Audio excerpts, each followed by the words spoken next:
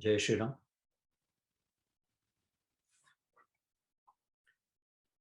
ज्ञानेश्वरी.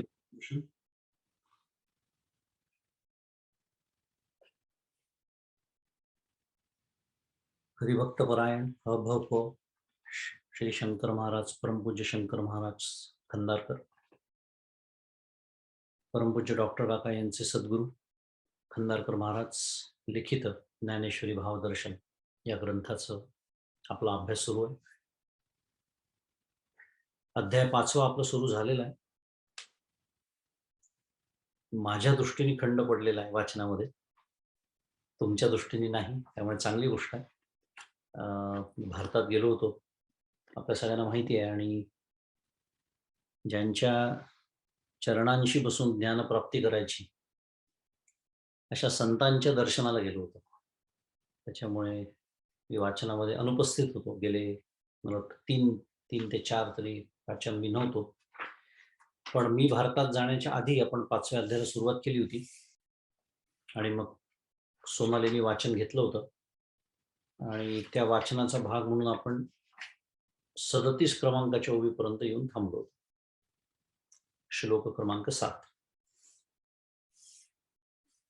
पण तिच्याही विनंतीला मान देऊन, आणि मलाही काय म्हणूया, ती विचारांची जी साखळी आहे ती तुटू नये याही दृष्टीने मला असं वाटलं, एक थोडक्यात उजळणी घेऊया आपण.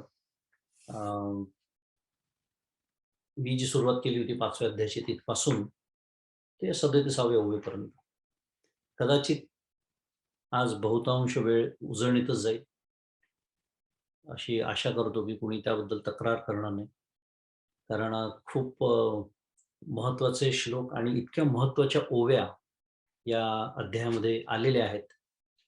आणि आपल्या भाग्याने आपल्याला गेल्या आठवड्यामध्ये दत्त जयंती सप्ताहाच्या निमित्ताने आदरणीय मुळे शास्त्री यांनी सुद्धा एक आपल्या विचारांना दिशा दिलेली आहे. 5व्या अध्यायाचा अभ्यास किंवा विचार कुठल्या दिशेने करायचा, तर त्याचाही आपण उपयोग करून घेऊ. आणि गेले 3-4 वाचन जे झालेलं आहे त्याची थोडक्यामध्ये उजळणी, आणि त्या उजळणीचा भाग म्हणून मला असं वाटलं की वाचन झालेलं आहेच, त्यामुळे प्रत्येक ओवी आणि त्या ओवीचा अर्थ हे बघण्याची आवश्यकता नक्कीच नाहीये. पण तरी सुद्धा हे जे काही 6-7 श्लोक त्याच्यामध्ये येऊन गेले, तर ते श्लोक आपण वाचूया, त्या श्लोकांचा अर्थ बघूया, आणि एखाद दुसरी काही महत्त्वाची ओवी त्या श्लोकावरती आलेली असेल, तो आपल्या उजळणीचा भाग म्हणून त्या ओवीचा विचार करू. आणि मला वाटतं डॉक्टर काकांनी अनेक श्लोकांचे गट केलेले आहे. म्हणजे पहिला गटच त्यांचा 6 ते 7 श्लोकांचा केलेला आहे. त्यामुळे 6व्या-7व्या श्लोकापर्यंत पोहोचलो, तर गीतादीपस्तंभमधले पण 1-2 महत्त्वाचे विचार परमपूज्य काकांच्या विवेचनात जे काही महत्त्वाचे विचार आले असतील, त्याचा आपण अभ्यास करू. या दृष्टीने आपण या पद्धतीने आपण उजळणी करूया. म्हणजे आपल्या सगळ्यांना आणि विशेषतः मला त्याचा फायदा होईल, की एक विचारांची एक शृंखला निर्माण होईल, आणि मग आपल्या पुढच्या अभ्यासाला त्याची मदत होईल. पुन्हा एकदा अध्याय 5वा, आणि अध्याय 5व्याची जी सुरुवात आहे ती अर्जुन उवाच पासून आहे, कारण अर्जुनाने तिथे प्रश्न विचारलेला आहे. आपण म्हणून मला असं वाटतं की उजळणी किती वेळा केली तरी कमीच असते, पण ती याच्यासाठी महत्त्वाची आहे की हा जो प्रश्न आहे अर्जुनाचा, तो सुद्धा खूप विचार करण्यासारखा आहे. याचं कारण असं आहे की अर्जुनाने याच्या आधी पण प्रश्न विचारलेला आहे, आणि त्याचा आपण विचार केला होता. पण जर कोणाच्या लक्षात नसेल, तर आपण पुन्हा त्याचा विचार करू की काय फरक आहे त्या 2 प्रश्नांमध्ये, कारण हे समजून घेणं खूप महत्त्वाचं आहे. आणि इथे आपण मागच्या वेळेला बोललो होतो त्याप्रमाणे संतांच्या चरणी का म्हणून बुद्धी गहाण ठेवावी लागते, याचं महात्म्य पटतं. कारण या 2 पहिली गोष्ट तर या 2 श्लोकांमध्ये फरक आहे, हेच आपल्या डोक्यामध्ये येत नाही. असंही येत नाही की अर्जुनाने हा प्रश्न पुन्हा का विचारला. पण आपण असं गृहीत धरू की समजा अभ्यास करायला सुरुवात केल्यानंतर समजा आला मनामध्ये असा प्रश्न, की अर्जुनाने तर 3ऱ्या अध्यायाच्या सुरुवातीला प्रश्न विचारला होता. मग आत्ताही विचारला, मग तो वरवर पाहता तर एकच दिसतोय. मग अर्जुन इतका मठ्ठ विद्यार्थी होता का? की ज्याला एक प्रश्न विचारला, त्याच्यानंतर तिसरा अध्याय झाला, चौथा झाला, तरी त्याला कळलं नाही आणि त्याने पुन्हा तोच प्रश्न विचारला. तर अर्जुन इतका मठ्ठ विद्यार्थी नक्कीच नाही आहे. म्हणजे तो जो मठ्ठपणाचा जो भाग आहे तो माझ्याकडे येतो, की त्यांनी विचारलेल्या 2 प्रश्नांमधला फरक सुद्धा मला कळत नाही. आणि हा फरक आचार्यांनी त्यांच्या भाष्यामध्ये अतिशय सुंदर पद्धतीने आणि अतिशय उहापोह करून मांडलेला आहे. कारण भाष्याचा उद्देशच तो आहे, की थोडंसं खंडन-मंडनात्मक त्याच्यामध्ये भाग आहे अर्थातच. पण तो पूर्वपक्ष सुद्धा आचार्यांनीच मांडलेला आहे आणि तोही अत्यंत प्रभावी पद्धतीने मांडलेला आहे आणि त्याचं उत्तर त्याच्याहून जास्त प्रभावी पद्धतीने उत्तर पक्षाच्या नावाखाली दिलेलं आहे. पूर्व पक्ष आणि उत्तर पक्ष आपल्याला माहिती आहे. तर त्याचा आपण विचार करायला हवा आणि म्हणून मी जे म्हणालो, की संतांना शरण त्याच्याचसाठी जायचंय, की हे ज्या आचार्यांनी जर हे स्पष्ट करून सांगितलं नसतं, हे आपल्याला कदापि कळणं शक्य नव्हतं. म्हणून संतांच्या पायी जी बुद्धी गहाण ठेवायची आहे, ती तेवढ्याचसाठी ठेवायची. मुद्दा असा, की 4थ्या अध्यायामध्ये आपण मागच्या वेळेला विचार केला होता. अनेक श्लोक येऊन गेले. कर्मण्य कर्मण यः पश्येत या 18व्या श्लोकापासून आता मी सगळी यादी वाचत बसत नाही. शेवटचा घेऊया 37वा श्लोक. योग संन्यस्त कर्मणम हा 41वा श्लोक होता खरं. हे कर्मसन्यासाचं वर्णन किंवा ज्ञानाची महती गाणारे हे सगळे श्लोक. 3रा अध्याय म्हणा, 4था अध्याय म्हणा, सांख्य योगाचं म्हणजे ज्ञानाचं, कर्मसन्यासाचं अत्यंत गोडवी गाणारं, महात्म्य सांगणारे अनेक श्लोक भगवंतांच्या मुखी आलेले. आता हे सगळं झाल्यानंतर आपण जसा विचार केला होता, की खरं 41 श्लोक झाल्यानंतर 4थ्या अध्यायाचे भगवंतांनी म्हणायला पाहिजे होतं, "अर्जुना, आत्ता मी तुला सांगितल्याप्रमाणे हे घे भगवे कपडे, हे घे भगवे वस्त्र आणि चल अरण्यात. संन्यास घे." असं काहीतरी सांगायला हवं होतं. असं अर्जुनाला वाटलं. पण नेमकं भगवंतांनी काय सांगितलं? "चित्वैनं संशयं योगमात तिष्ठोत्तिष्ठ भारत." एवढं सगळं सांगितल्यानंतर भगवंत पुन्हा अर्जुनाला म्हणतात आहेत, की काय? "उठा, घ्या धनुष्य हातामध्ये आणि आपल्या भाषेत, साध्या भाषेत आपण कर्माला लागा. कर्मापासून सुटका नाही, युद्धाला उभं राहा." थोडक्यामध्ये. हे ऐकल्यानंतर अर्थातच अर्जुनाच्या मनामध्ये पुन्हा थोडासा गोंधळ निर्माण झाला आणि अर्जुन उवाच्यापासून 5व्या अध्यायाची सुरुवात आहे. ही आहे त्याची पार्श्वभूमी. आणि अर्जुन उवाच संन्यासं कर्मणां कृष्ण पुनर्योगं च शंससि यच्छ्रेय एतयोरेकं तन्मे ब्रूहि सुनिश्चितम्. अर्जुन म्हणतोय भगवंतांना, तन्मे ब्रूहि सुनिश्चितम. तू निश्चित काय ते एकदा मला नक्की सांग. कारण तू एकदा कर्माचा त्याग म्हणजे कर्माचा संन्यास आणि पुन्हा एकदा कर्माचं अनुष्ठान करण्यास सांगतो. मग या दोन्हींमध्ये जे अधिक श्रेयस्कर असेल, ते एकाचच मला चांगल्या रीतीने निश्चय करून उपदेश कर. सुनिश्चितम तन्मे ब्रूहि.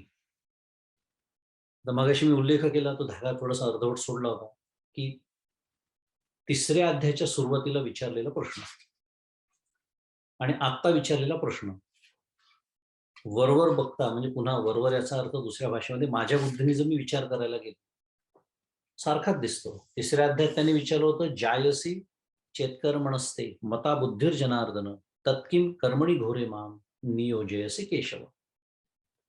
की निष्काम कर्मापेक्षा आत्मविषयक ज्ञान श्रेष्ठ आहे असे जर तुला संमत आहे, तर मग केशवा, हिंसादी दोषांनी युक्त अशा क्रूर कर्मामध्ये घोरे माम, मला तू का नियुक्त करतोस? साध्या भाषेत ज्ञान जर श्रेष्ठ आहे, तर तुम्हाला कर्मामध्ये का नियुक्त करतोस? आता तिथे जो प्रश्न विचारला होता, तिथे या 2 गोष्टी परस्पर विरोधी आहेत.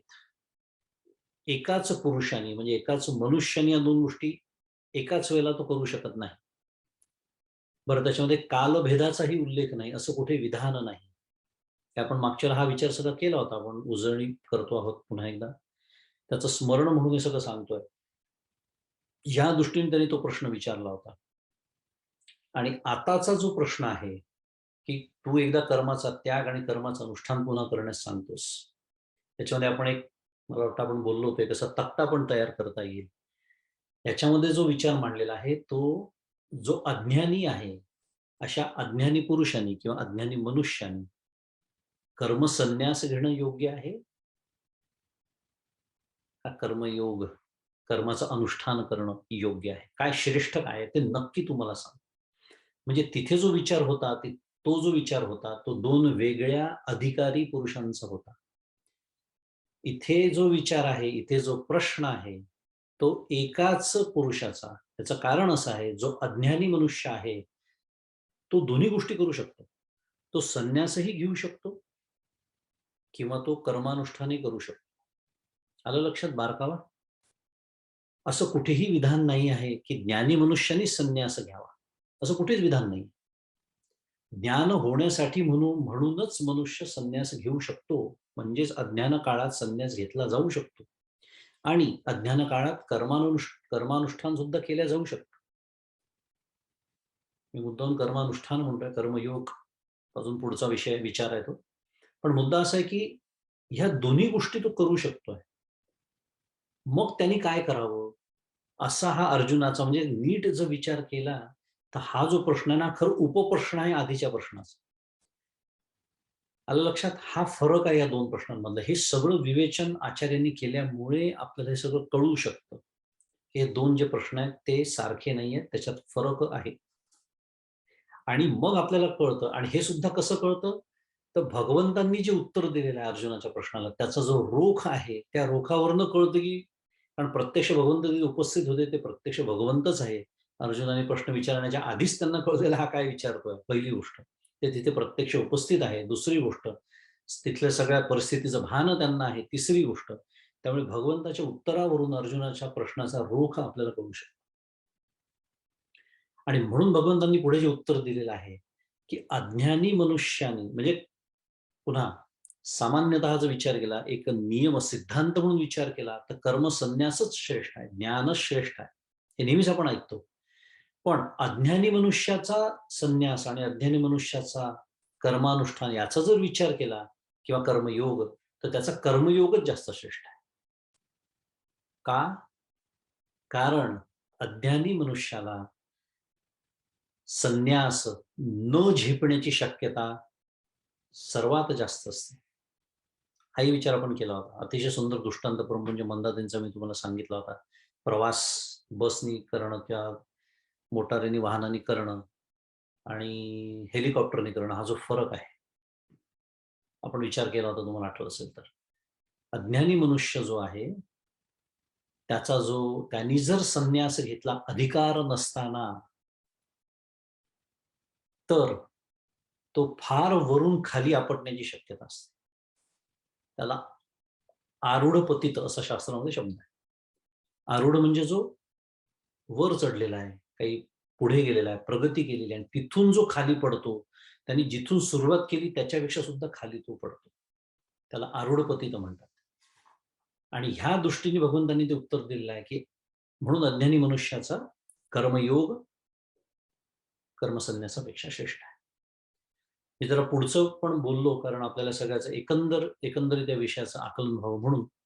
पण हा जो पहिला प्रश्न आपण अर्जुनाचा बघितला, संन्यासम कर्मणाम कृष्ण जो मी आत्ताच वाचला, त्याचा अर्थही वाचला.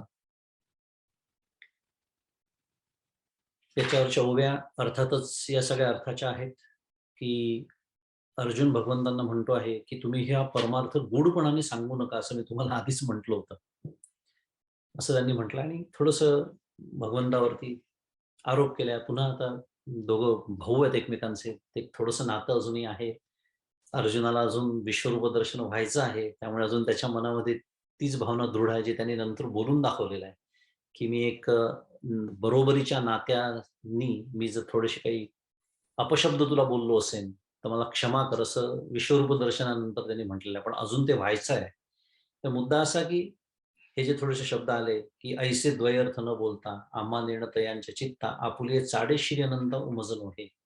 कसं दुटप्पी तू बोलू नको, असं वगैरे जे थोडंसं अर्जुनाचं बोलणं सुरू आहे. तर ह्या पद्धतीच्या काही ओव्या या पहिल्या श्लोकावरती आलेल्या आहेत आणि अर्थातच पुन्हा माऊलींनी नेहमीप्रमाणे अतिशय सुंदर दृष्टांत दिलेले आहेत, की असा प्रश्न विचारल्यानंतर भगवंतांना आनंद झाला आणि कामधेनूसारखी आई ज्या भाग्यवानाची आहे, त्याला तर आकाशस्थ चंद्र देखील खेळावयास मिळू शकतो. मग तिथे तर काय प्रत्यक्ष औदार्याचा पुरवठा, औदार्याचं घर असलेला श्रीकृष्ण अर्जुनाचा स्वाधीन झालेला आहे आणि तो अर्जुनच एक सर्व सुखाचे वसती स्थान का होऊ नये, असं एक छान सुंदर वर्णन माऊलींनी त्यांच्या नेहमीच्या पद्धतीप्रमाणे पहिल्या 14 ज्या ओव्या आहेत, पहिल्या श्लोकावरच्या, त्याच्यामध्ये ते सगळं वर्णन केलेलं आहे. आणि तिथून श्री भगवानुवाच सुरुवात झाली. आता भगवंतांनी बोलायला सुरुवात केलेली आहे. संन्यासः कर्मयोगश्च निःश्रेयसकरावुभौ तयोस्तु कर्मसन्न्यासात् कर्मयोगो विशिष्यते. पदच्छेद आहे त्याचा, की संन्यासः कर्मयोगः च निःश्रेयस निःश्रेयसकरौ उभौ तयोः तु कर्मसन्न्यासात् कर्मयोगः विशिष्यते. भगवंत म्हणाले, की कर्मसन्यास आणि कर्मयोग हे दोन्ही मोक्षकारी आहे. सर्वप्रथम हे दोन्ही जे आहेत, ते दोन्ही मोक्षकारी आहेत. कोणते? कर्मसन्यास आणि कर्मयोग. परंतु आता इथे कर्मसन्यास, कर्मयोग आपण करू त्याचा विचार पुढे. पण कर्मसन्यासाला सांख्य आणि कर्मयोगाला नुसता योग असे शब्द या अध्यायामध्ये आलेले आहेत. फरक आहे ना, कारण कर्मसन्यास आणि सांख्य याच्यात फरक आहे. सांख्य योगामध्ये कर्मसन्यास मी पण घेऊ शकतो. पुन्हा तोच विचार आहे. अधिकार नसताना मी कर्मसन्यास घेऊ शकतो. त्याला सांख्ययोग म्हणत नाही. करू तो विचार पुढे येईल तेव्हा. पण इथे कर्मसन्यास शब्द आलेला आहे आणि श्लोकातच आलेला आहे म्हणून मी सांगितलं. कारण संन्यास कर्मयोगश्च असे शब्द आहेत इथे. म्हणजे आपल्या उत्तराला सुरुवात करताना भगवान म्हणतात आहेत, की कर्मसन्यास आणि योग हे दोन्ही मोक्षकारी आहेत. आणि हे दोन्ही तात्विक दृष्टीने मोक्ष प्राप्त करून देणारे आहेत.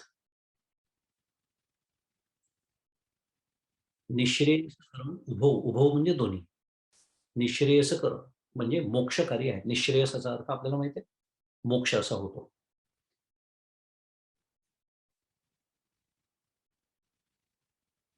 आता माऊलींच्या ज्या ओव्या आहेत त्याच्यावरच्या, की श्रीकृष्ण म्हणाले, की अर्जुना कर्मसन्यास आणि कर्मयोग यांचा विचार केला असता हे दोन्ही तात्विक दृष्टीने मोक्ष प्राप्त करून देणारे आहेत. तरी पण जाणत्या नेणत्या या सर्वांना कर्मयोगच सोपा व सरळ आहे. आणि एक छान तिथे दृष्टांत दिलाय माऊलींनी पुन्हा, की अबलांना किंवा बालांना पाण्यातून तरुण जाण्याकरता नाव हेच सोपे साधन आहे. कल्पना करू शकतो आपण. पोहणे जाता येतं, नावेत बसूनही जाता येतं. पोहणं येत नसताना किंवा येत आहे असं मला वाटत असताना जर मी पाण्यात उडी घेतली, नाव सोडून, तर काय परिणाम होऊ शकतो? गटांगळ्या खाऊन बुडण्याची वेळ कदाचित येऊ शकते.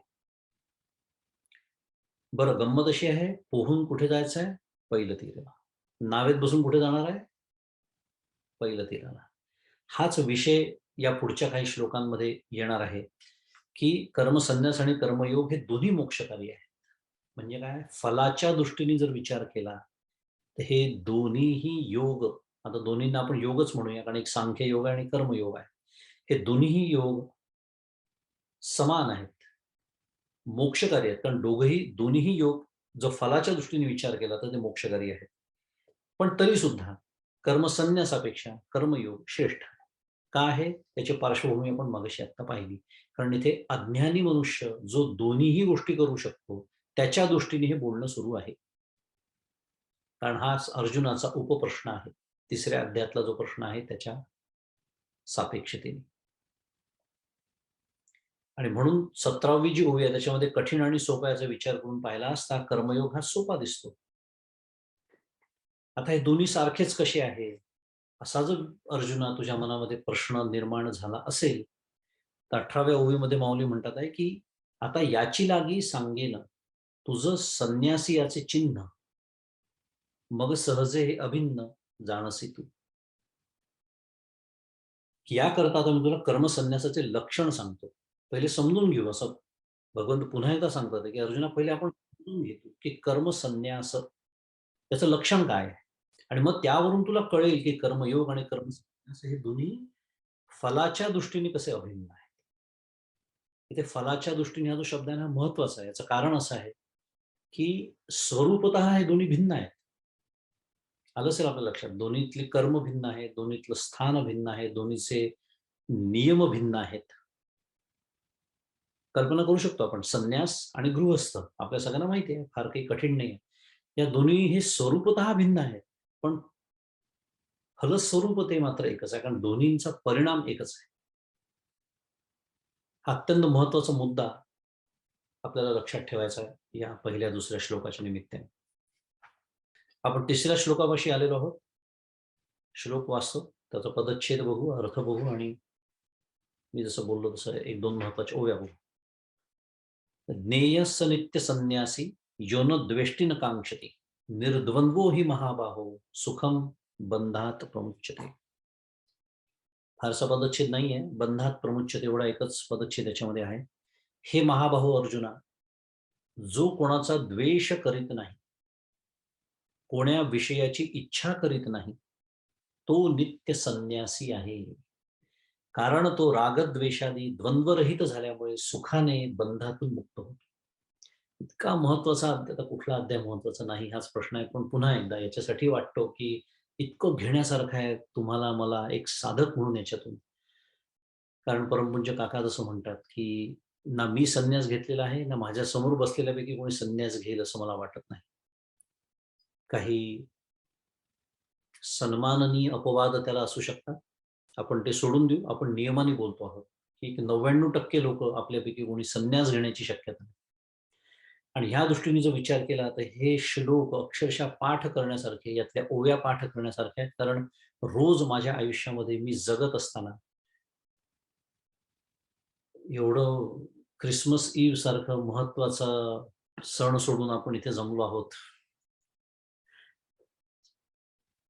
विनोद बाजूला ठेवू, पण मुद्दा असा आहे की इतकं सगळं आपण बाकी गोष्टी करू शकत असून हे सगळं आपण इथे का जमलो आहोत? तर मला तरी नेहमी असं वाटतं की जगण्याची कला शिकतो आहोत आपण. मी कसं जगायचं एक साधक म्हणून, जेणेकरून इथे जे फळ सांगितलेलं आहे मोक्ष नावाचं, त्याची प्राप्ती मला कशी होईल? हे शिकण्यासाठी आपण इथे एकत्र येतो. हे सगळं बाजूला ठेवून आणि म्हणून या दृष्टीने हे श्लोक आणि ओव्या खूप महत्त्वाच्या आहेत. तर त्याच्यामध्ये द्वेष आणि विषयाची इच्छा असे 2 शब्द आले. हे जो करत नाही तो नित्य संन्यासी. अतिशय प्रसिद्ध आणि प्रत्येकाने आपल्या अंतःकरणामध्ये अगदी नेहमीसाठी, नेहमीसाठी साठवून ठेवावी. एक वेळ नाव विसरलं तरी चालेल स्वतःचं, कोणी ओवी विसरू नये. अशी ही 20 क्रमांकाची ओवी या श्लोकावरती आलेली आहे. तिथं आपण बघूच. पण त्याच्या आधी थोडासा याचा विचार. जो कोणाचा द्वेष करीत नाही आणि कोणत्याही विषयाची इच्छा करत नाही. आता इथे पुन्हा शब्द थोडे वेगळे आलेले आहेत, पण आपण कल्पना करू शकतो, की रागद्वेष हा शब्द खूप वेळा येतो आपल्यासमोर आणि राग हा संस्कृत शब्द पुन्हा एकदा राग म्हणजे क्रोध नव्हे आपल्या सगळ्यांना माहितीच आहे ते. राग म्हणजे आसक्ती आणि त्याच्या विरुद्ध म्हणजे द्वेष.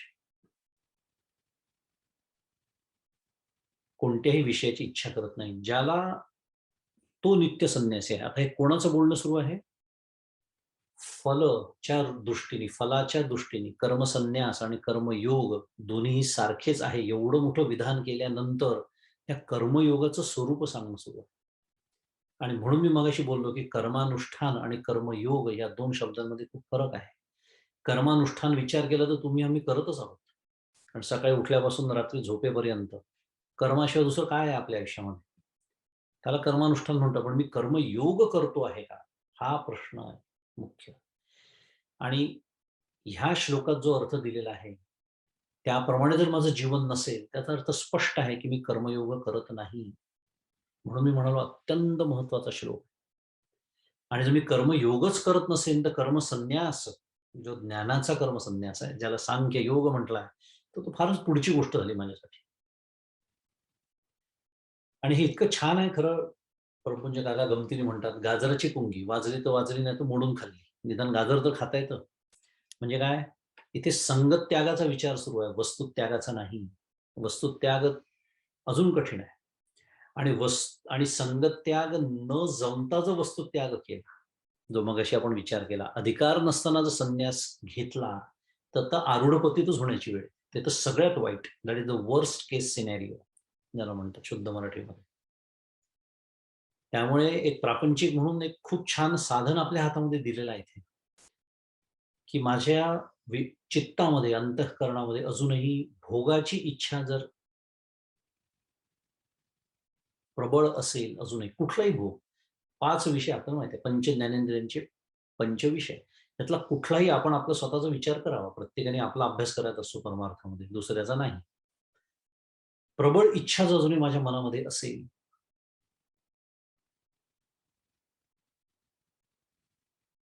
तर त्याला म्हणायचं राग. राग म्हणजे पुन्हा आसक्ती. आणि त्याच्या उलट इच्छा म्हणजे काय? साध्या भाषेमध्ये जर विचार करायचा झाला तर अनुकूल. कारण पुढे जो शब्द आलाय ना, द्वंद्व.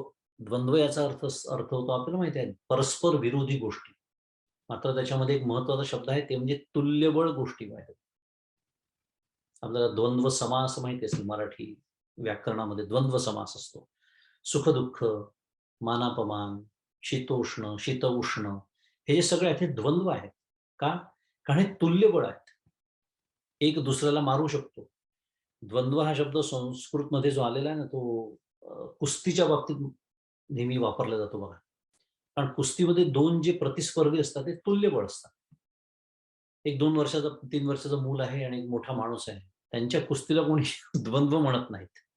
द्वंद्व त्यालाच म्हणतात, तुल्यबळ आहेत. एक दुसऱ्याला मारायला प्रयत्न करतोय, दुसरा पहिल्याला मारण्याचा प्रयत्न करतोय. दोघेही तुल्यबळ आहेत. त्याला द्वंद्व असं म्हणतात. सांगण्याचा मुद्दा असा आहे, की आपण जो राग आणि द्वेष याचा विचार करतोय, किंवा याला आपण अनुकूल आणि प्रतिकूल असं म्हटलं.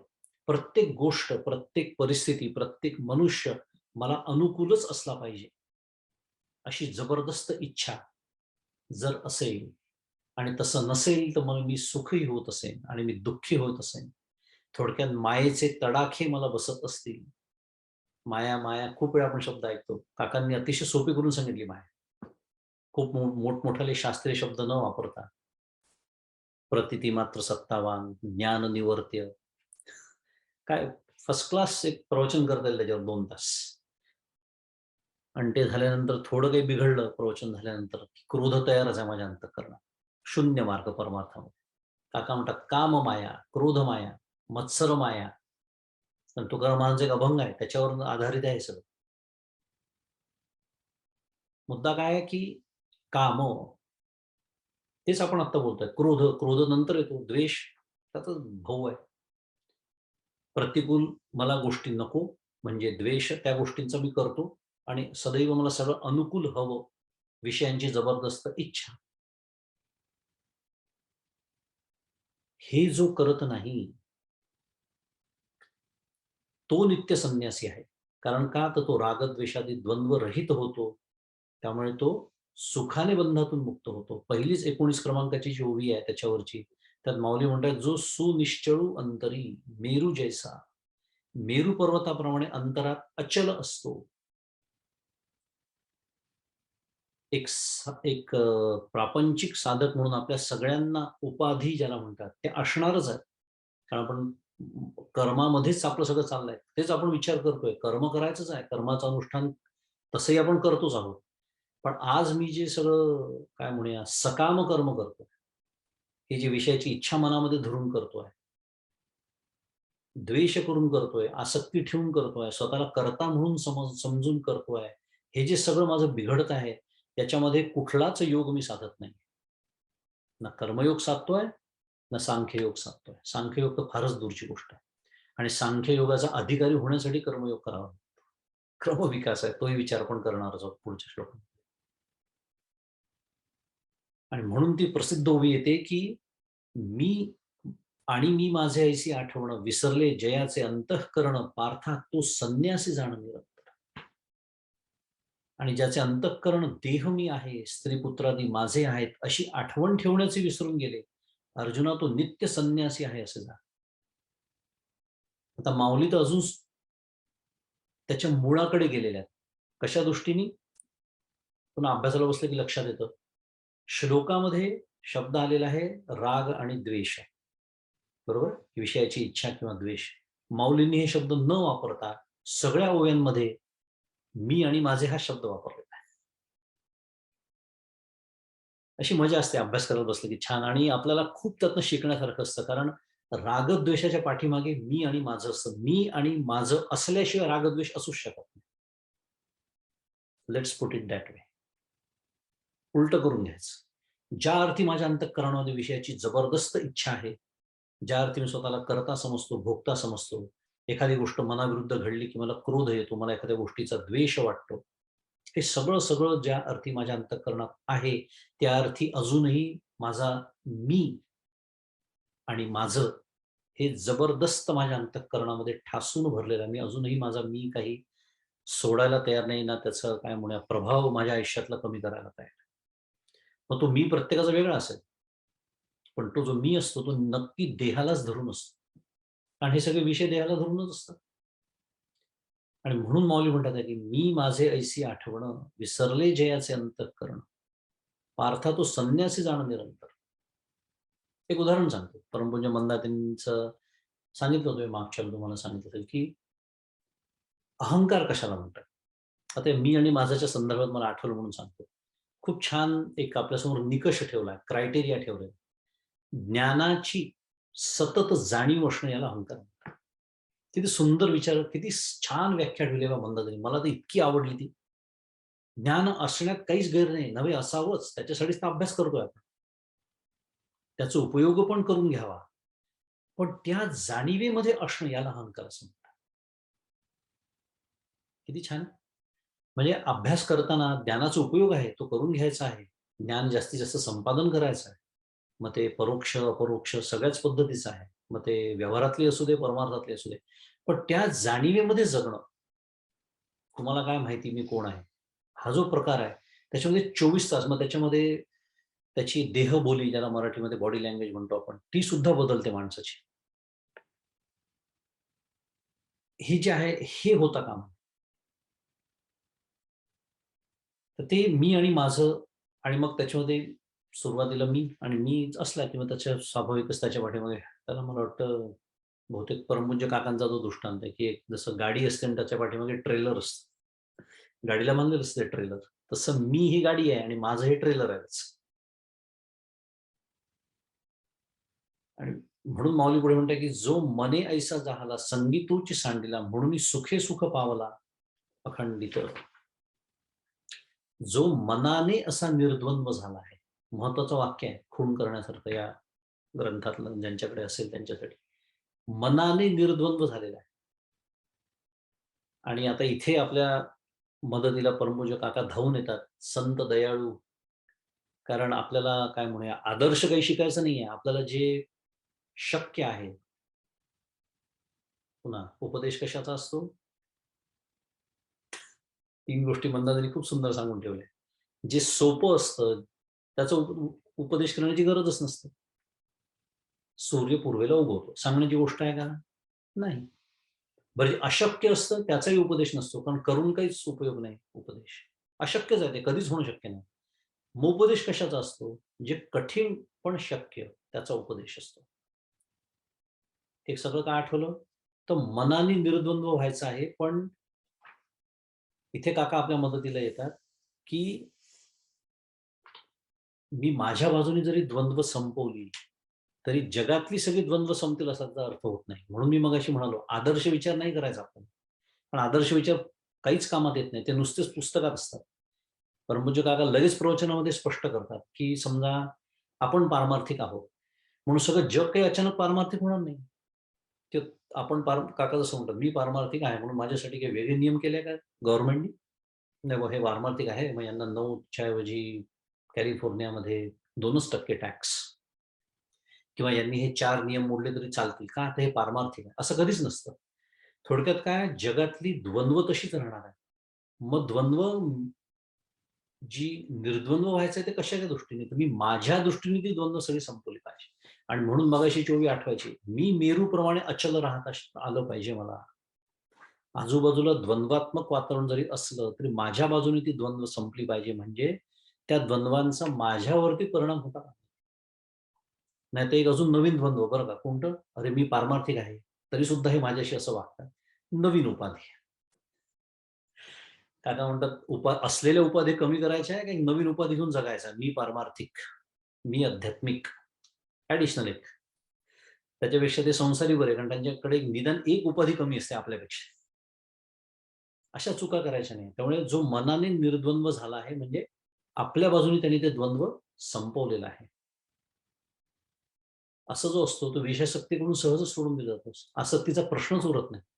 कारण काय आहे पुन्हा सुखदुःखे समीकृत्वा. कारण द्वंद्व विचार केला तर एकच आहे. तोही विचार मला तरी स्वतःला खूपच आवडतो.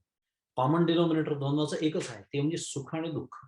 कारण बाकी सगळ्या द्वंद्वांचा समावेश त्याच्यातच होतो. मान मिळाला सुख, अपमान झाला दुःख, यश मिळालं सुख, अपयश मिळालं दुःख. कुठलेही द्वंद्व तुम्ही घ्या. गरम आहे, हिवाळा असेल तर सुख, उन्हाळा असेल तर दुःख.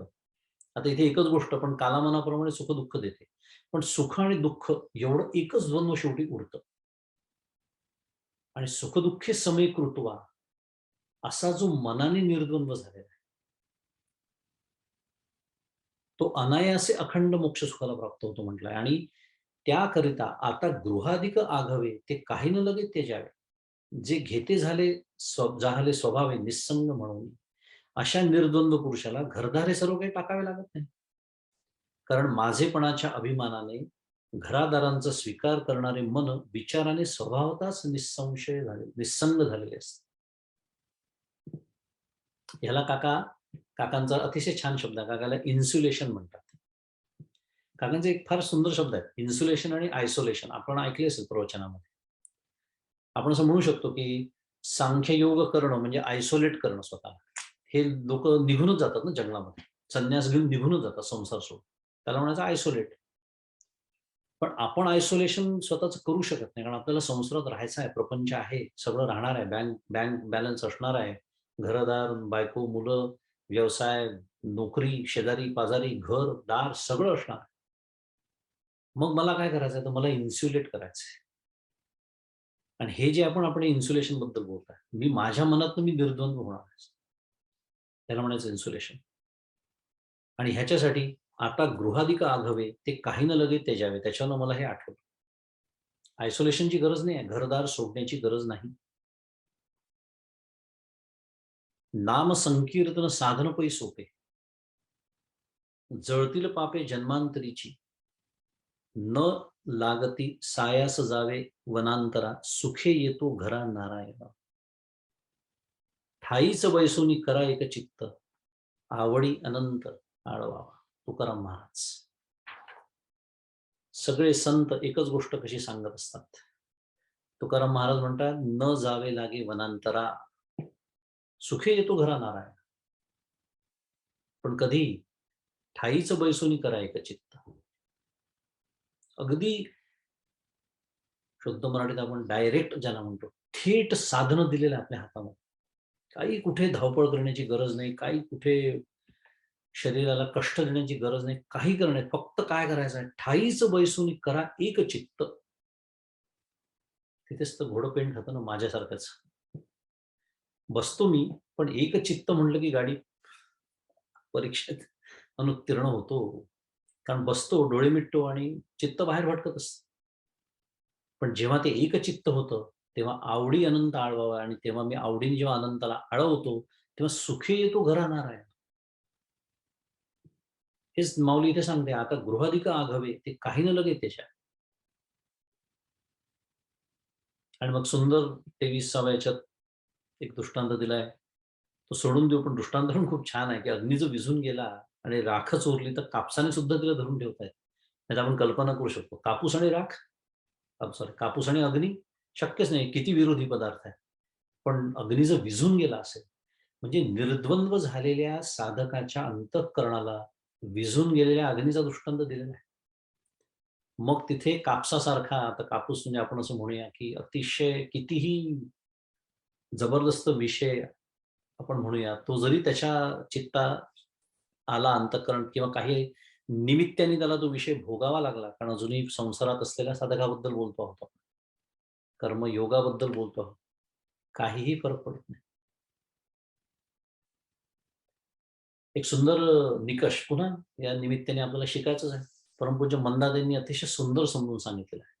कारण ज्याच्या चित्तामध्ये विषयाचा भोगच शिल्लक नाही, त्याच्यासमोर विषय भोग जरी आला, तरी त्याला त्यांनी आणि नाही आला, हे महत्वाचं आहे. आला काय आणि नाही आला काय, त्यांनी काही फरक पडत नाही. आता हे ओळखायचं कसं? कारण डॉक्टर का काही पुरणाची पोळी खातात, मी पण पुरणाची पोळी खातो. तो जीवनमुक्त जो आहे, तोही विषय भोगतो, मीही विषय भोगतो. मग दोघांच्या भोगण्यामध्ये फरक काय? म्हणजे माझ्या मनामध्ये भोग शिल्लक आहे आणि त्यांच्या नाही, हे ओळखायचं कसं? तर त्याचा एक छोटा निकष, आपण निरीक्षण करू शकतो स्वतःचंच करायचं आहे पुन्हा, की माझ्या मनामध्ये काय-काय चलबिचल होते. त्याचं एक सुंदर वर्णन मंदाताईंनी केलेलं आहे. ते तुम्हाला सांगतोय, की पुरणाची पोळी केली. ते काय पुरणाच्या पोळ्या करतात हे पुण्यातले लोकं. पिशवीमध्ये भाजी भरावी तसं पुरण असतं. म्हणजे ती पोळी अशी उचलली तर पुरण खाली जातं. किंवा किती पुरण भरावं? त्याच्या उलटं किती पुरण भरावं एखाद्या पोळीमध्ये? ती पोळी फुटून पुरण बाहेर येत आहे. पण थोडीशी छोटीच हवी होती पोळी, नाही का? थोडीशी फारच मोठी झाली. माझी आजी इतकी सुंदर पुरणाची पोळी करायची, की आता ती नाही आहे ना, तर तुम्हाला खाऊ घातलीस. मी हे वाक्य सांगतोय हां. माझी फजिती कशी होते, म्हणजे पुरणाची पोळी हा एक विषय आहे. कुठलाही विषय घ्या, तो विषय जेव्हा भोगायला माझ्या समोर येतो आणि त्याच्यानंतर माझ्या अंतःकरणात जे काही होतं, जे माझ्या वाणीत मी प्रकट करतो, तो विषय तिथे संपत नाही माझ्यासाठी. बरं काही-काही वेळेला असं होतं, की कोणी जेवायला बोलवलं समजा आणि पुरणाची पोळी केली, तर बरं दिसत नाही असं बोलणं. त्यामुळे तोंडावरती मी छान म्हणतो, "खूप छान झाली." घरी आल्यानंतर मी जे काही भाषण करतो त्या पुरणाच्या पोळीवरती, कशाला जेवायला बोलवतात? बरं बोलवलं तर बोलवलं. पुरणाची पोळी नाही जमत तर करायची काय? हे जे काही सगळं माझं होतं, त्याचा अर्थ मी पुरणाची पोळी भोगतो. अत्यंत आसक्ती असलेला माझा तो विषय असाच झाला. आणि हेच त्यांच्यासमोर जेव्हा विषय येतो, पुरण जास्त भरलं असेल, "अरे वाह! किती छान आहे." छानच लागते पुरणाची पोळी. त्यात पुरण जास्त असेल तर. कमी पुरण भरलेली पोळी समोर आहे. किती छान आहे. जास्त पुरण भरलं ना, की खाता नाही येत. आता एकाच्या ऐवजी छान 2 पोळ्या खाता येतात. जरा दुर्लक्ष झालं, पोळी जास्त भाजल्या गेली. अरे वाह! किती छान. खरपूस पोळी छान लागते. मला आवडते. फरक येतोय लक्षात? 2 प्रतिक्रियांमधला फरक परमपूज्य मंदाजींनी समोर ठेवला. कारण आहे, तो जो जीवनमुक्त आहे, जो ज्ञानी आहे, त्याच्याही समोर विषय येतातच आहेत. कारण तेही या संसारातच आहेत. एकनाथ महाराजांची कल्पना आपण करू शकतो, जे रोजच पुरणाची पोळीचं जेवण असायचं म्हणे त्यांच्यात. पण त्यांच्या चित्ताची स्थिती बिघडतच नाही. आणि परमपूज्य मंदाताईंचं अजून एक छान वाक्य सांगतो, जे मी अगदी माझ्या हृदयात जपून ठेवलेलं आहे. ज्याची ज्याचं अंतःकरण बिघडत नाही, त्याची वाणी बिघडत नाही. नेहमीसाठी लक्षात ठेवा. त्याचा दुसरा एक विचार उलटा करून घ्यायचा. माझी वाणी जर बिघडत असेल, तर समजून घ्यायचं माझं अंतःकरण बिघडलेलं आहे. फार सुंदर वाक्य आहे. त्यामुळे त्याची वाणी कधी बिघडतच नाही.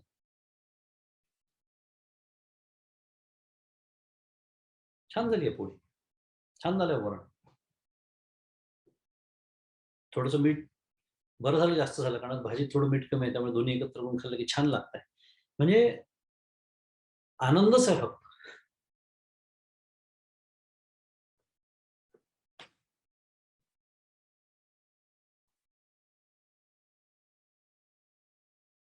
तैसे असतेनी उपाधी, नाकळीजे तो कर्मबंधी, जयाची बुद्धी संकल्प नाही. कारण काय त्याच्या बुद्धीमध्ये मी आणि माझेपणाचा आता भ्रमच नाही. मी देह आहे. या पुरणाच्या पोळीच्या माध्यमातून मला जे सुख मिळतं आहे, ते सुख खरं आहे. हे भ्रमच ज्याचे निघून गेलेले आहेत. तो देहेंद्रियाची उपाधी जरी त्याला असली, तरी कर्मबंधनाने तो बद्धच होत नाही. कोणत्याच कर्माने. आणि म्हणून शेवटी हे सगळं सांगून माऊली 25व्या ओळीत म्हणते, की म्हणून कल्पना जेही सांडे, तैची गा संन्यास उघडे, ये कारणे दोन्ही सांगडे संन्यास युगू. की म्हणून भ्रमाचा त्याग जेव्हा होतो, त्याच वेळी संन्यास घडतो. हे वाक्य खूप महत्वाचं आहे. याचं कारण असं आहे, एखाद्याने विविदिशा संन्यास घेतला असेल आणि भ्रम सोडला नसेल, मगाशी बोललो होतो आपण. आरूढ पतिताची केस, तर ती तर फारच वाईट, वर्स्ट केस सिनॅरिओ. त्यामुळे भ्रमाचा त्याग हे जे आहे ना, हे कॉमन डिनॉमिनेटर, बॉटम लाईन आहे दोन्ही मधली. त्याच वेळी संन्यास घडतो. मग तो कर्मयोगाने उपाधीचा त्याग न करता केवळ मी माझेपणाच्या भ्रमाचा जरी त्याग केला, तरी तो नित्य संन्यासीच समजावा. मी हे जे 25वे आहे ना, ते पूर्ण अर्थ वाचतो मी, कारण हा अर्थ अत्यंत महत्वाचा आहे. चतुर्थाश्रम्याने उपाधीचा त्याग केला. आता ज्याने घेतलाय, विधिवत संन्यास घेतलेला आहे, त्याच्याबद्दल बोलतात आहे.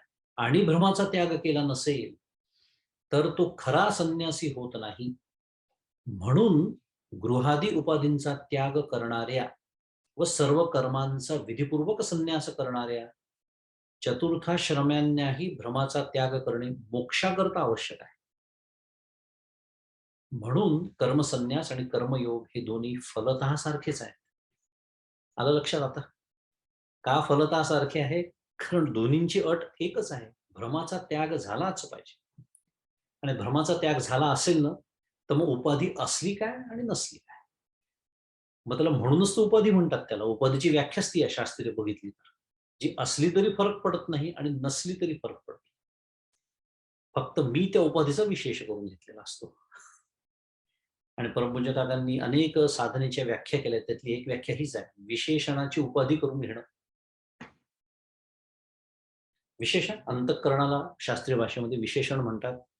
कुटस्थ चैतन्य असतं त्याला विशेष्य म्हणतात. आणि विशेष्य अधिक विशेषण बरोबर विशिष्ट. विशिष्ट म्हणजे जीव. हा जो संघात आहे कुटस्थ चैतन्य, अंतःकरण, त्या अंतःकरणात फाकलेला प्रकाश, आपण सगळ्यांनी तो प्रयोग परमपूज्य काकांनी दाखवलेला पाहिला असेल. या सगळ्याला मिळून जीव असं म्हणतात. ही जीवाची व्याख्या आहे. अविद्या विशिष्ट साभास चेतन, अगदी पूर्ण व्याख्या हवी असेल तर. अविद्या विशिष्ट साभास, अविद्या विशिष्ट म्हणजे अंतःकरण विशिष्ट. हे जे विशेषण आहे, ह्याची उपाधी करून घेणं याला साधना असं म्हणतात. म्हणजे तरी नक्की काय करायचं आहे? तर हे जे संसार धर्म आहेत, हे आपण आता जे राग द्वेषादी सगळं बोललो, सुख-दुःखादी सगळं हे सगळे अंतःकरणाचे आहेत. त्याच्याशी माझा काहीही संबंध नाही.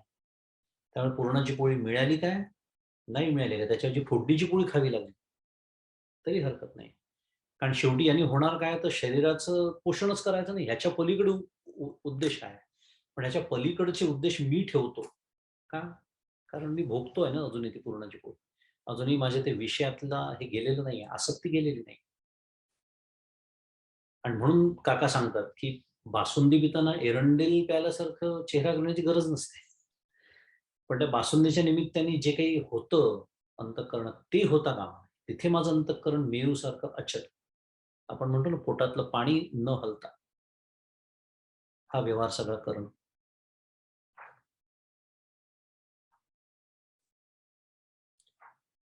पुढचा श्लोक सांख्य योगौ पृथक बालः प्रवदन्ति न पंडिताः एकमप्यास्थितः सम्यक् एक एकमप्यास्थितः सम्यक् उभयोर्विन्दते फलम्. त्याचा पदच्छेद आहे की सांख्य योगौ पृथक बालः प्रवदन्ति न पंडिताः एकम अपि अस्थिताः सम्यक उभयोः विन्दते फलम्. हे कर्म संन्यास आणि कर्मयोग हे भिन्न फल देणारे आहेत असे अज्ञानी बोलतात. पण शास्त्रज्ञ पंडित तसे बोलत नाहीत. या दोन्हींपैकी अधिकारानुसार एकाचे जरी यथाशास्त्र अनुष्ठान केले, तरी पण दोघांचे फल जो मोक्ष तो प्राप्त होतो. वरवर पाहता असं वाटतं, की भिन्न फलं देणारे आहेत, पण तसं नाही. असे जे बोलणारे आहेत, ते कोण आहेत? अज्ञानी आहेत, बाल आहेत. पण शास्त्रज्ञ किंवा पंडित असे बोलत नाही, कारण दोन्हींचं फल एकच आहे. कारण काय? दोन्हींचं जर यथाशास्त्र अनुष्ठान केलं आणि यथाशास्त्र याचा अर्थ असा आहे, की त्याच्यामध्ये जे मुख्य महत्त्वाचा मुद्दा आहे, भ्रम सोडून हे दोन्हीमध्ये जर सामान्य असेल, तर दोन्हीचं फल एकच आहे. याच्यात आश्चर्यकर काहीच नाही. फक्त एकाचा अधिकार वेगळा, एकाचा अधिकार वेगळा. एकाचा पिंड वेगळा, दुसऱ्याचा पिंड वेगळा. एखादा दैवी संपत्ती घेऊनच जन्माला येतो. संसारात राहायचंच नाही म्हणून. एक आठवली एक कथा सांगून टाकतो आता, आठवली आहे म्हणून. ऐकली असेल आपल्या सगळ्यांनी. एक संन्यासी म्हणजे असे ऋषी असतात, झाडाखाली ध्यानस्थ बसलेले असतात, तपश्चर्या सुरू असते. अनेक लोक त्यांच्याकडे मार्गदर्शनासाठी येत असतात. एक जण येतो त्यांच्याकडे आणि त्यांना विचारतो, की "हे साधू, मुनी, मला तुमचं मार्गदर्शन हवं आहे." ते म्हणतात, "बोल, काय तुझा प्रश्न आहे? बोल." तर तो त्यांना विचारतो, की "महाराज, मला तुम्ही सांगा, देवाची प्राप्ती केली पाहिजे की नाही? आपण मनुष्य म्हणून जन्माला आलोय." म्हणलं, "अगदी बरोबर आहे तुझं. योग्य बोलतोयस तू. पण मला सांगा, तुम्ही घर सोडलंच पाहिजे का हो? देवाच्या प्राप्तीसाठी घर सोडलंच पाहिजे का?" ते म्हणतात, "नाही, असं तुला कोणी सांगितलं? एकनाथ महाराज पहा, तुकाराम महाराज पहा, घरातच राहिले. त्यांना सगळ्यांना ईश्वराची प्राप्ती झालेली. काहीच गरज नाही." तो मोठ्या आनंदात परत जातो. दुसरा एक मनुष्य त्यांच्याकडे येतो. तोही असंच मार्गदर्शनासाठी येतो. त्यालाही देवाची प्राप्ती करून घ्यायची असते. तो म्हणतो, "महाराज, मला देवाची प्राप्ती करून घ्यायची आहे." म्हणतात, "अरे वाह! खूप छान गोष्ट आहे. महाराज, तुम्ही मला सांगा, अगदी खरं सांगा प्रामाणिकपणे, वनात गेल्याशिवाय देवाची प्राप्ती होईल का? असं शक्य तरी आहे का म्हणे संसारातून देवाची प्राप्ती? मला वनात जायला नको का?" ते म्हणतात, "तुझं अगदी बरोबर आहे. वनात गेल्याशिवाय जर ईश्वराची प्राप्ती झाली असती, तर रामदास स्वामी का बरं गेले असते पळून? सावधान म्हटल्यानंतर लग्नाच्या बोहल्यावरून." त्यालाही खूप आनंद होतो. गंमत अशी होते, की हे दोघं एकमेकांना भेटतात आणि मग जे व्हायचं ते होतं. हे परत येतात. ते म्हणतात, "हा जरा बदमाश दिसून आला साला. तर तुला एक सांगतो, मला एक सांगतो." मग ते समजून सांगतात, की "बाबांनो, आलं असेल आता लक्षात. ह्या सगळ्या उपाधी आहेत. याचा ईश्वराच्या प्राप्तीशी संबंध नाहीये. पण पहिल्याने मला प्रश्न काय विचारला? पहिल्याचं जे होतं त्याचं चित्त अजूनही आसक्त आहे संसारामध्ये. त्याला संसार सोडवत तर नाहीये, पण ईश्वर तर हवा आहे. म्हणून त्याचा प्रश्नच तसा होता. सोडावं लागतं का हो खरंच घर ईश्वराच्या प्राप्तीसाठी? नाही का ईश्वराची प्राप्ती होणार घरात राहून? जरूर होईल. त्याची पण उदाहरणं आहेत. आणि त्यांनी काय विचारलं? वनात गेल्याशिवाय प्राप्ती होईल का तुम्हीच मला सांगा. म्हणजे काय त्याचं चित्त आता तयार झालेलं आहे. तो वस्तुत्यागासाठी तयार झालेला आहे आणि ज्याचं चित्त संसारातून त्यांनी काढूनच घेतलंय, त्याला पुन्हा संसारात पाठवणं आणि ज्याचा आसक्त आहे, म्हणजे कैरीचा अजून आंबा व्हायचा आहे. ती जबरदस्तीने तोडली तर त्याच्यातनं चीक बाहेर येणारच आहे. आंबा पिकला तर सहजच गळून पडतो झाडावर. हा त्यातला मुद्दा आहे. ही कथा मला आठवण्याचं कारण ते आहे. त्यामुळे अधिकार वेगळा असतो. एकेकाचा पिंड सुद्धा वेगळा असतो. साधन चतुष्टय संपन्नता वेगळी असते आणि पुन्हा तेच आहे, अधिकार नसताना नको तेव्हा जो वस्तू त्याग करून निघून गेले आणि तिकडे जाऊन जर गडबड झाली, पुन्हा तो दृष्टांत आठवायचा मंदातींचा, फारच सुंदर दृष्टांत. बसनी, कारनी, सायकलनी, स्कूटरनी प्रवास केला, वेळ लागेल, पण कुठे काही गडबड झाली, टायर पंक्चर झालं, तहान लागली, भूक लागली, मदत मिळू शकते. एखादं रेस्टॉरंट असतं, एखादं दुकान असतं, लोकं मदत करतात. तुमच्याकडचं पाणी संपलं का आमचं घ्या. अच्छा, तुमचं टायर पंक्चर झालंय, मी मदत करतो तुम्हाला स्टेपनी बदलण्यासाठी. कारण काय हे कर्मयोगाचं अनुष्ठान करणार आहे. पण जे सांख्ययोगाने जाणार आहे ते हेलिकॉप्टरमध्ये बसून जाणार आहे. आणि मग मंदातीने प्रश्न विचारला, हेलिकॉप्टर बंद पडलं तर काय? आरूढ पतित. कठीण आहे तो मार्ग, कठीण आहे. आणि त्या मार्गानी जाण्याचा जो अधिकार आहे, तो या मार्गातूनच प्राप्त होतो. हे महत्वाचं आहे. कर्मयोगाच्या अनुष्ठानाने सांख्य योगाचा अधिकार प्राप्त होतो. आहे तो पुढे विषय येणार आहे. आणि म्हणून महत्वाची ही जी ओवी आपण पाहिली आणि जो आता श्लोक पाहतो आहोत, की या दोन्हींचं बरं पुन्हा फल एकच आहे.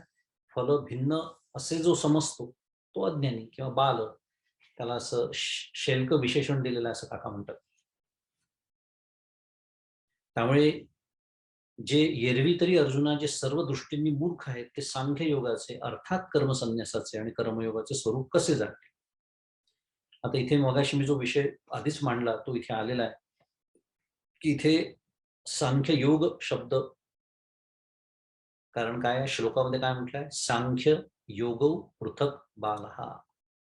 सांख्य आणि योग असे शब्द आपल्या समोर श्लोकामध्ये ठेवलेले आहेत आणि पृथक म्हणजे ते भिन्न आहेत असं जो समजतो तो बा हे काय सांगितलं मी तर ज्ञानयुक्त संन्यास भाष्य जे आहे आचार्य शंकराचार्यांचं त्याच्यात त्यांनी म्हटलंय ज्ञानयुक्त संन्यास म्हणजे सांख्य व्याख्या लक्षात ठेवायची ज्ञानयुक्त संन्यास म्हणजे सांख्य आणि समबुद्धियुक्त कर्मयोग म्हणजे योग इथे जे सांख्य योग असं म्हटलेलं आहे आणि त्याच्याहून सुंदर शब्द इथे आलेले आहेत 5व्या श्लोकामध्ये आलेले आहेत खरं पण ते वाचून घेतो ज्ञाननिष्ठ कर्मसन्यास आणि ज्ञान प्रापक कर्मयोग एक लक्षात आलं असेल शब्द बदलले पण त्याच्यात एक गोष्ट सामान्य आहे कोणतं ज्ञान पण ज्ञाननिष्ठ कर्मसन्यास नुसता कर्मसन्यास नाही ज्ञाननिष्ठ आणि नुसतं कर्मयोग नाही ज्ञान प्रापक कर्मयोग म्हणून नुसतं कर्मानुष्ठान नाही तर कर्मयोग आणि हे पै सम्यक एक अनुभवे जिही देखील तत्व आगवे दोन्हीतही ऐक्य भावे मानतीला परंतु दोन्हींपैकी कोणत्याही एका साधनाच्या यथाशास्त्र अंडरलाईन पुन्हा अधोरेखित करण्याचा शब्द अनुष्ठानाने ज्यांनी संपूर्ण ब्रह्मतत्व अनुभवाने जाणले आहे ते लोक दोघांनाही फलाच्या एकत्वामुळे एकच मानतात मग आपल्या लक्षात येतं की तो जो श्लोक मागच्या अध्यायामध्ये येऊन गेला होता कोणता ब्रह्मार्पणम ब्रह्म हवी ब्रह्माग्नो तो जो सांख्य योगी आहे ज्ञानी जो आहे तो ब्रह्मच हे सर्व झालेला आहे असं समजतं कारण तो कर्म करतच नसतो त्यांनी कर्म सगळं कर्मसन्यासच घेतलेला आहे कर्माचा आणि त्याचा आता संबंधच उरलेला आहे जे काही थोडंफार व्यवहारता त्याला या जगाशी संबंध येतो तो हे ब्रह्मच हे सर्व झालेला आहे या भूमिकेत तो असतो आणि जो गृहस्थ असतो तो काय करतो त्याला यज्ञ यज्ञ म्हणजे कर्म करावीच लागतात त्यामुळे तो हे सर्व ब्रह्मरूप आहे फरक फार छोटासा फरक आहे आपण बोललो होतो त्या अध्यायामध्ये ब्रह्म हे सर्व झालेलं आहे असं तो म्हणतो आणि हा म्हणतो हे सर्व ब्रह्मरूप आहे असं समजून असं गृहीत धरून तो कर्म करतो पण दोन्हीमध्ये हे जे ज्ञान आहे ते सामान्य आहे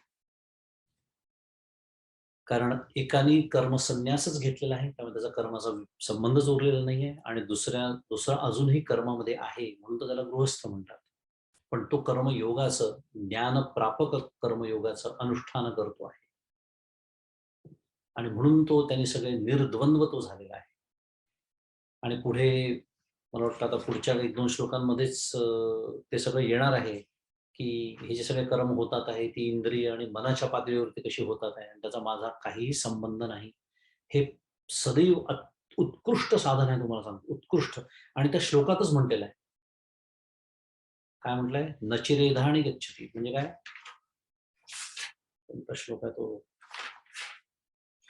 त्याच्याच पुढचा आहे मला वाटतं हा 6व्या क्रमांकाचा न चिरणाधी गच्छती म्हणजे त्याला अजिबात वेळ लागत नाही तो लवकरच ब्रह्माला प्राप्त करून देतो इथपर्यंत म्हटलेला आहे इतका मोठा राजमार्ग आपल्या सगळ्यांसाठी साधक म्हणून आपल्या समोर ठेवलेला आहे की ह्या पद्धतीने जर माझं जीवन मी जगलो फार दूर नाहीये फार दूर नाही हे जर सतत मी लक्षात ठेवलं की हे जे होणारे व्यवहार आहेत त्याचा माझ्याशी काही संबंध नाहीये आणि जर मी निर्द्वंद्व राहू शकलो कारण द्वंद्व पुन्हा एकदा आयुष्यात द्वंद्व राहणारच आहेत पण त्या द्वंद्वांमध्ये मी स्वतःला इन्सुलेट काकांचा शब्द कसा करून घ्यायचा आहे त्याचं एकदा मी ती कला शिकलो आणि ती जर मला प्रत्येक माझा व्यवहार सुरू असताना ती वापरता आली तर फार झपाट्याने प्रगती होते परमात्मा मुद्दा तो आहे असो आपली वेळ होऊन गेलेली आहे आपण श्लोक क्रमांक 4 पर्यंत येऊन थांबलेलो आहोत